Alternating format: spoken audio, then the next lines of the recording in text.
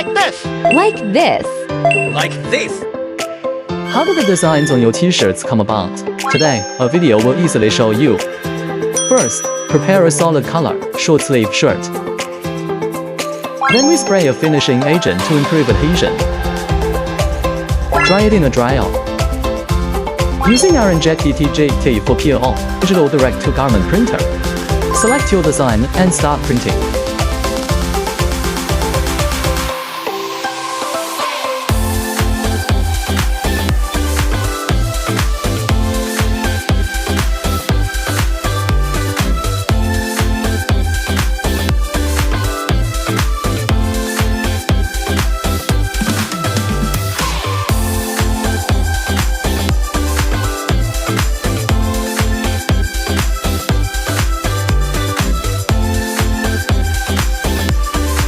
From a blank sheet of cloth to a trendy, personalized t-shirt, the process is that simple.